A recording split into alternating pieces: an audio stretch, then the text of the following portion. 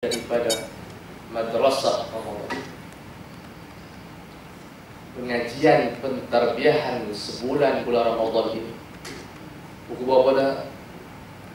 Jam? Takut belajar? Jam berapa dah? 1:20 habis kita berapa? Kalau kita akan sedikit lagi, insyaAllah kita akan buka soalan kepada tuan-tuan dan perempuan untuk mengajukan apa masalah yang kita boleh jawab. Sebab itu dunia sekarang kita tengok menghadapi krisis yang luar biasa. Dunia bukan dunia luaran. Luaran, Masya Allah kita lengkap. Kita Alhamdulillah. Yang krisisnya di barat, kesemuanya dalam mereka rosak. Kadar pembunuhan diri amat tinggi. Karena tidak ada iman dan takwa. Di sejumlah negara yang maju, tetapi pembunuhan diri meningkat. Apa masalah? Sayang, mereka tidak ada ubat. Mereka tidak ada ubat. Kita ada ubat, tapi kita tak guna. Al-Quran rawatan kepada kita bulan ini sebagai penutup kita. Kita ingin memakmurkan kehidupan kita dengan pembacaan dan memahami Al-Quran. Bukan sekadar mempelajari tajwid, tetapi memahami isi kandungan Al-Quran lebih dituntut. Jangan puluhan tahun kita ini dihabiskan dengan tajwid, makna Al-Fatihah pun kita tidak tahu. Jadi apa faedah kita membaca Al-Quran kalau kita tidak menghayati? Afala yatadabbaruna Al-Quran? Apakah mereka tidak mahu mentadabbur Al-Quran, memahami Al-Quran, walaupun 2-3 ayat lebih baik daripada membaca 1 juzuk ataupun 30 juzuk tanpa difaham. Karena Al-Quran ini disebut oleh Allah Subhanahu wa ta'ala dalam menerangkan hubungan kita dengan dia adalah kitab memandu kita, kitab hidayah. Syahrul Ramadan alladhi unzila fihi al-Quran hudan lin-nas wa bayyinatin minal huda wal furqan. Bulan Ramadan ini diturunkan Al-Quran, yang mana Al-Quran ini merupakan hudan lin-nas. Dia bukan kitab sejarah, dia bukan kitab sains, dia kitab yang memandu kita ke jalan kejayaan. Siapa yang inginkan kejayaan, fa'alaika bil Quran, dengan Al-Quran. Maka dengan memahati ayat-ayat Al-Quran, mempelajari ayat-ayat Al-Quran, seperti contoh dari cerita Nabi Yusuf, dan tuan-tuan dan perempuan akan lalu ke dalam surah tersebut, pelajari daripada kisah Yusuf yang Ibnu Mas'ud berkata tidak ada orang yang bersedih apabila membaca surah Yusuf, mereka dia bergembira. Happy ending. Bukan sekadar baca untuk mengandung dapat anak comel, tetapi untuk mempelajari kisah bagaimana ilmu berjaya dalam keadaan ujian yang cukup besar. Al-ummatu turabba bil ahdath.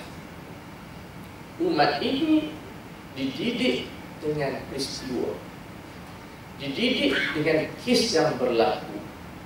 Kalau tak berlaku ke atas dia tidak belajar. Kita perlu dididik dengan ujian, perlu diuji oleh Allah untuk melihat siapa yang jujur. Ahasiban nas ay yutraku ay yaqulu amanna wa hum la yuftanun. Apakah manusia ini menyangka mereka dibiarkan begitu sahaja oleh Allah mengucap kalimat la ilaha illallah tetapi tidak diuji? Walaqad fatanna alladhina min qablihim faya'lamanna Allahu alladhina sadaqu wa la ya'lamanna al-kadhibin. Allah telah menguji orang-orang terdahulu Dan Allah mengetahui siapa yang jujur dan siapa yang berdusta. Maka hidup kita perlu diuji. Sama ada ujian itu dengan kebaikan ataupun keburukan. Sama ada ujian itu nikmat atau kemiskinan. Sama ada ujian itu ilmu ataupun kejahilan. Kesemua orang diuji. Wa nabluhum bil khairi wasyarr, kata Allah. Kami uji mereka dengan kebaikan dan keburukan. Dan ujian inilah yang kita akan mencapai tahap yang paling tinggi, liyabluwakum ayyukum ahsanu amala. Untuk menguji siapa yang paling terbaik, siapa yang paling perform dalam kehidupan. Karena Ramadan merupakan medan ujian mulut kita, ujian mata kita, tangan kita.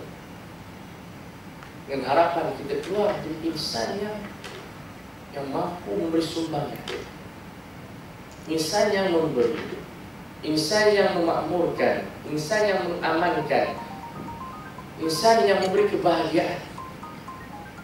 Dan ini insya Allah dengan pentarbiahan Ramadan yang kita yakin dapat memberi sedikit perubahan. Okey. Kalau tidak mampu menjadi seperti orang yang hebat, sebahagian daripada mereka. Tashabbahu fa illam takunu mithlahum fa inna tashabbuha bil kirami falahu. Tirulah gaya orang-orang yang baik walaupun kamu tidak jadi baik seperti mereka. Karena meniru gaya orang yang baik itu tanda kejayaan. Dalam ilmu psikologi disebut, if you admire one person, kalau kamu minat seorang itu, unconscious brain dengan conscious brain kamu struggle to be that person. Minda bawah sedar kita dan minda sedar kita berusaha nak jadi macam dia tanpa disedari. Contoh kita buat, anak-anak kita bila tengok Superman, esok underwear ayah hilang, dia pakai ayah, dia punya ayah underwear ayah dia kat luar. Walaupun hilang, sebab dia minat nak jadi Superman, walaupun dia tidak jadi Superman. Jadi minda bawah sedar dia dan minda sedarnya struggle, berusaha untuk jadi macam dia. Ini power. Bila kita minat seseorang itu, kita akan jadi macam dia. Macam orang perempuan minat Datuk Siti Nurhaliza, dia pakai tudung Siti Nurhaliza. Kalau ada jambut, dia pakai jambut. Bila tutup, dia begitu. Minat Beckham, bawa Beckham. Minat Ronaldo, bawa Ronaldo. Minat Habib, pakai selendang. Itu semua baik. Setiap Habib pakai selendang atau tak pakai, tidak ada masalah. Cuma kita kata bila kita minat seorang itu, cuba orang tengok minat Ustaz Tuan Hafizullah, Ustaz Tuan minat Syekh Nuruddin, semua sahabat itu tak. Dalam TV, berapa ramai orang yang pakai sahabat itu tengok? Ramai tak? Sebab dia minat Ustaz Tuan, jadi macam Ustaz Tuan, maka dia pakai sahabat itu tengok. Walaupun dia tak macam Ustaz Tuan, tapi dia minat Ustaz Tuan. Yang minat tudung Wardina, muka tak macam Wardina, tapi dia beli tudung Wardina. Kalau admire, maka kita perlu meniru gaya orang soleh. Supaya tidak dapat semua, kita dapat sedikit. Tidak jadi orang hebat sebahagian daripada orang yang hebat. Ini yang kita nak buat kehidupan kita yang baru, insya-Allah. Kamu semua perlu tanam niat untuk melakukan perubahan. Perubahan bukan luaran, dalam. The power of it mesti dalam kita. Kalau dalaman tidak mau berubah, suasana berubah, tak ada manfaat. Kita mesti berazam, mesti ada niat untuk melakukan kehidupan yang baru. Kita lakarkan kehidupan yang indah. Kerana kehidupan tidak ada berapa lama pun yang ada pada kita. Kalau kita dikurniakan umur 60 tahun, kita tidur dah 20 tahun. Kerana seseorang itu selalunya tidur sehari 8 jam. Kalau dihisap, kita tidur 20 tahun. Jadi apa yang baki kepada kita untuk kita menuju kepada Allah yang merupakan alam realiti, sama ada kita engkar ataupun tidak engkar, ini adalah benda yang sudah pasti. Sanaktubu ma qaddamu wa atharahum. Allah menyebutkan, kami akan tulis setiap apa yang kamu sumbangkan dan apa implikasi daripada sumbangan kamu, saya akan tulis, kata Allah. Kalau kita buat bangunan, kita wakafkan untuk kebaikan, kita meninggal, kekal wakaf tersebut. Kalau kita buat bangunan untuk maksiat dan kekal maksiat tersebut, maka kita tanggung dosa tersebut. Ayo kita merancang untuk melakukan kebaikan yang ada di hadapan kita, yang kehidupan kita hanya sedetik. Daqatul qalbi qailatun lahu, innal hayata daqaiq wa thawani farfa' li nafsika ba'da mautika, innal dhikra ba'da mautika umrun thani. Degupan jantung kita berkata, kehidupan ini seminit dan sesaat. Bangkitkan nama kamu selepas kematian kamu. Sesungguhnya sebutan nama kamu selepas kamu mati itu umur kamu yang kedua. Bila kita meninggal, orang masih menyebut nama kita, masih menyebut jasa kita, masih menyebut kebaikan kita, itu umur kita yang kedua. Masih hidup kita, masih bernyala api kita. Ini yang kita inginkan, pembinaan kehidupan selepas kematian. Bagaimana? Dengan kita meninggalkan kebaikan, yang kita menyebarkan kebaikan, yang kita menyumbangkan kebaikan. Yusari'una fil khairat, segera melakukan kebaikan, asas kepada kejayaan. Kemudian berdoa raghaban wa rahaban, berdoa kepada Allah dalam keadaan rindukan syurga dan takutkan neraka. Bagi tadi saya baca surah Al-Anbiya, Allah menyebut golongan yang diberikan kejayaan oleh Allah itu. Yang pertama sifat yang yad'una bi yasari'una fil khairat, segera ingin melakukan kebaikan. Dan yang kedua tidak lupa berdoa kepada Allah, sentiasa berdoa kepada Allah Subhanahu wa ta'ala untuk mendapatkan syurga dan dijauhkan daripada api neraka. Dan ini yang kita inginkan daripada diri kita dan kepada tuan-tuan dan umat Islam, bahawa dunia menantikan umat Islam yang baru. Betapa ruginya dunia tanpa kita.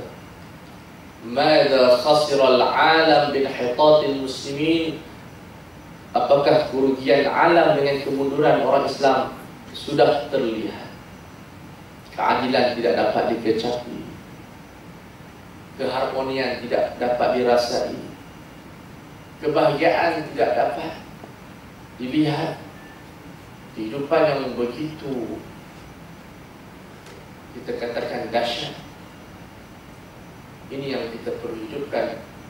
Ruh Ramadan ini masuk ke dalam pemikiran kita, darah kita, jantung kita, udara kita, sehingga kita boleh sebarkan fikrah Ramadan, taqwa, sabar, rahmah, pengorbanan, kebaikan, ibadat ke dalam dunia ini. Jadi saya rasa setakat itu sebahagian daripada isi ceramah yang kita dapat sampaikan Ramadan dan kehidupan. Jadi kita buka sedikit soalan kepada hadirin hadirat, sekiranya ada terdapat sebarang kemusykilan, kita buka seluas-luasnya. Silakan. Ada soalan?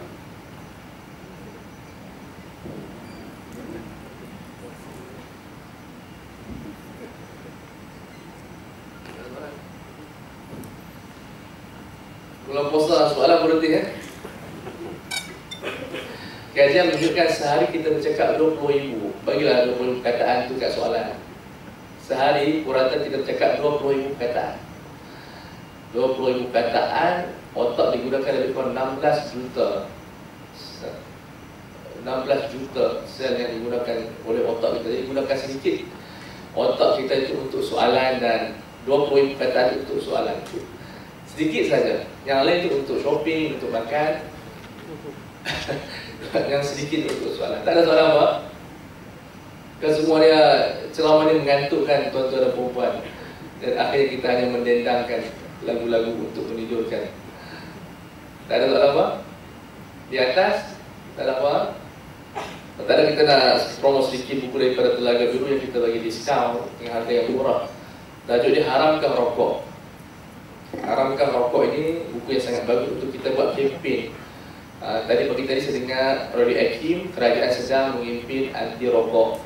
So rokok ini kalau kita baca tulisan Profesor Dr. Zulkifli Bakri yang rancangan di TV Hijrah, Indahnya Syariah, petang-petang itu dia ada hikam. So ini penulis dia, buku sangat bagus dibaca sebab dia menceritakan keburukan rokok. Yang kita dapat berdahan, rokok ni dia ada apa? Racun, dia punya bahannya racun rumput, kemudian asap exhaust, kemudian ada monoksida, kemudian dia pencuci lantai. Masya Allah, mengumpulkan segala kebaikan. Kemudian gigi dia elok, mesti warna gigi elok. Orang isap rokok dia dapat mewarnai gigi dia. So boleh hadiahkan kepada adik-adik, kepada suami, kepada isteri. Mungkin suami isteri isap rokok kan? Bukan di sini lah, tapi tempat lain ada isap rokok. So dia punya nafkah dia termasuk rokok pun kena beli tiap-tiap bulan. 4 kotak untuk isteri belanja nafkah.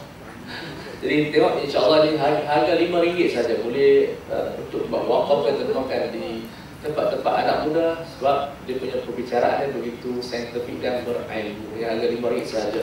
Kemudian buku Dr. Zul juga, buku yang bertajuk Halal dan Haram.